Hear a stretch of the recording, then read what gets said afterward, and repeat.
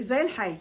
احنا اتفقنا مع بعض اننا نتكلم حوالين ازاي نجهز بيت يخلي الاتنين اللي عايشين فيه الشاب والشابة مستريحين، وما يقعدوش يتخانقوا على ان البيت مكركب والدنيا بايظة، وهي تقول له انا امي كانت مريحاني والجواز مقرف، وهو يقول لها انا امي كانت مدلعاني ويا ريتني ما اتجوزت وكنت متخيل ان انا هبقى مستريح. الحقيقة انتوا ممكن تبقوا مش مستريحين لان كان عندكم اوهام كبيرة حوالين ان احنا هنبقى في بيت صغير فوق جزيرة لوحدنا، والعنب طالع وايه وريحة البحر هلة، أميرة حبي أنا وحسين فهمي وسعاد حسني وكده. على فكرة ممكن نبقى قاعدين في بيت صغير أو كبير مبسوطين مستريحين إذا ما كناش مستهلكين فيما يسمى أدوار الرعاية المنزلية أو الخدمة المنزلية.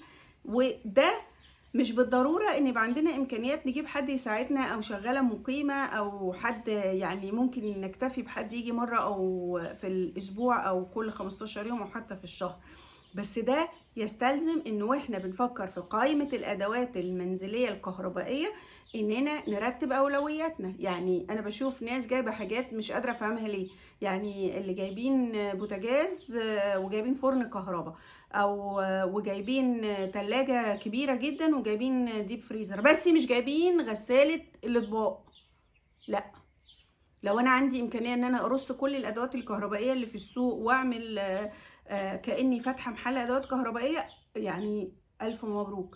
طب لو انا هعمل تباديل وتوفيق في ايه الحاجات الاهم تيجي الاول والمهم يجي بعدين، فالاهم اهم غساله الاطباق، اهم من التلفزيون على فكره. ليه؟ لانه غساله الاطباق هي بتتعامل مع اجراء يومي بيتعمل كل يوم 3 مرات، احنا بنفطر وبنتغدى وبنتعشى، فعندنا كمية كوبايات غير عادية، كوبايات المية، كوبايات عصير، كوبايات المشروبات. حد هيقولك ايه، لا ده 2. لا، خدوا بالكم الاتنين دول في اول شهر عندهم زيارات ومباركات، فعندهم هم ما يتلم، يعني كل زيارة من دول هي ناتعة الصينية او هو ناتع الصينية.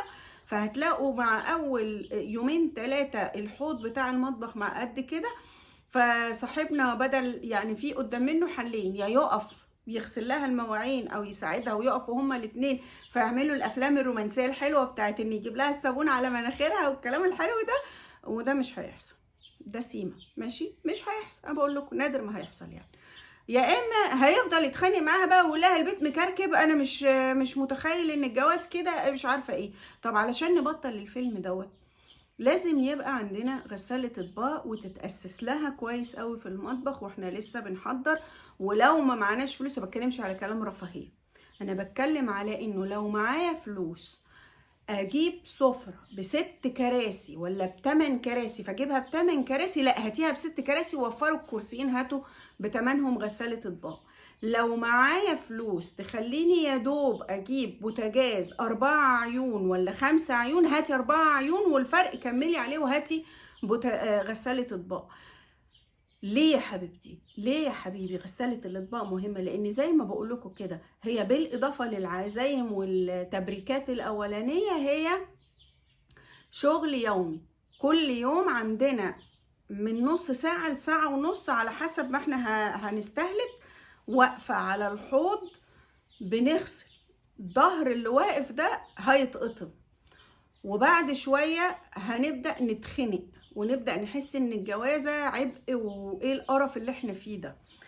ده لو البنت هي اللي بتعمل الموضوع ده لوحدها، ولو الولد او الشاب بيعمل ده معاها هو كمان هيحس ان انا لا انا ما انا كنت رايق، انا كانت امي بتعمل كل حاجة. طيب غسالة الاطباق بقى اللي هيحصل ايه؟ هي السحر، عارفين كده لما تدخل الساحرة بتاعت سندريلا بالعصاية السحرية المطبخ بتلاقوه يضرب يقلب وفوق بعضه، ونعمل كده نقوم فاتحين الغسالة فيها مستويين، فيها مستوى كده عامل زي الدرج للكوبايات وفيها مستوى للاطباق، فاتحين الغسالة لمين كل الكوبايات حاطينها، كل الاطباق حاطينها، كل الشوك. فيها 3 مقاسات، فيها مقاس صغنن خالص بيسموه 5 افراد، دول الاتنين اللي متجوزين جداد. لو امكانياتكم احسن شويه هاتوا المتوسط علشان ما تجوش بعد شويه تحسوا انها صغيره. هي على فكره ال5 افراد دي ممكن تقعد معاكم ل10 سنين قدام، ماشي. ولكن في كل الاحوال المتوسطه اللي عنده امكانيات يجيبها. وفي الكبيره دي ما بنصحش بيها خالص، دي عايزه عائلات كبيره او عزايم كبيره، لانه اللي هجيبها على سبيل ان انا معايا فلوس وعايز احسن حاجه واغلى حاجه هيكسل بعد كده، لانها بلاعه، يعني عايزه كم هائل من الاطباق والشوك والمعالق والسكاكين وكل الحاجات دي علشان تتحط فيها. غير كده بحس ان انتوا مستخسرين كميه الميه والكهرباء والمسحول اللي هيتحط. فهي مناسبه جدا للاتنين، الصغيره او المتوسطه هي انسبهم على الاطلاق. في ناس بتقول انها اغلى، تكلفتها اعلى. لا حضرتك، مسحوق اللي بنغسل بيه اللي هو اللي بيعملوا عليه الاعلانات كل شويه ويقولك اقوى على الدهون والبتاع ده، هو ارخص من المسحوق بتاع الغساله. بس المسحوق اللي بتعملي بيه مهما وفرتي هيقعد معاكي 3-4 ايام، ماشي. بتاع الغساله بيقعد معاكي شهر. فهو نفس المبلغ، الفرق انه بالتجزئه ولا بالجمله. فزي ما بقول لحضراتكم كده، دي من الحاجات الأولوية علشان نلاقي وقت نقعد مع بعض، وعلشان نبقى مستريحين، وعلشان ما نقعدش نتخانق على انه في هم يومي اسمه المواعين، وعلشان السؤال اللولبي بتاع هو انت قادره تسدي في البيت لما عايزه تنزلي الشغل؟ لو الست عايزه تشتغل جوزها طول الوقت هيبقى يعني مش مستوعب هي توفى ازاي، لان هو عمليا شايفها مطحونه. هي شايفها تدخل المطبخ كانها دخلت الكهف، دخلت الجب، غطست في المطبخ 17 ساعه. طب اذا كان انت بتضيعي 17 ساعه في المطبخ، هيبقى عندك وقت تروحي الشغل وتيجي من الشغل وتقعدي في المطبخ كمان ال 17 ساعه دول؟ طب وانا فين؟ فبندخل الخناقات دي. عشان كده احيانا تبقى اشياء صغيره بس منقذه. يعني زي ما قلت في فيديو قبل كده، الميكروويف ده اهم حاجه في جهاز العروسه وينقذ جوازات. علشان كده لو هم ما جابوهمش، اللي حواليهم اصحابهم، اصحاب الراجل يلموا من بعض، اصحاب البنت يلموا من بعض، الجيران، اي حاجه، دي اول هديه تتحط على قائمه الهدايا نوديها، بدل ما نقعد نجيب كلام فارغ. لو لمينا من بعض كل واحد 100 جنيه ولا 150 جنيه هنجيب الميكروويف. برضو من الحاجات المنقذه للجوازات هي غساله الاطباق. لو مفيش امكانيه، وفروا من حاجه تانية، وفروا من الملايات الكتيره اللي بتجيبوها من غير معنى، وفروا من الفوط الكتيره اللي بتجيبوها من غير معنى. مش لازم نجيب قطعه اساس، يعني هاتي ترابيزه السفره ومش لازم النيش، هاتي عدد معين من حاجات اقل من اللي انت عايزاه. غساله الاطباق منقذه منقذه منقذه منقذه للوقت، ومنقذه للعلاقه الانسانيه ما بين الاتنين اللي بيتجوزوا، ومش مكلفه ولا حاجه زي البعض متخيل. وبتاخد كم هايل من الاطباق والشوك والمعالق والسكاكين وكلها الحاجات الرفيعه اللي توقفنا على الحوض 7 ساعات دي. وبعض الناس تقول لك ايه بقى، هي ما بتاخدش حلل. يا ستي لو رسيت على ام الحله اغسليها، يعني حلتين 3 مع طاسه اغسليهم، انما ما تبقاش حلتين 3 مع طاسه مع 15 كوبايه و87 طبق و95 شوكه ومعلقه وسكينه، وترجعي تقولي لي ايه، اصل انا مش قادره اوفق ما بين بيتي وما بين الشغل، اصل انا عايزه اشتغل وجوزي منه لله مش راضي يخليني اشتغل.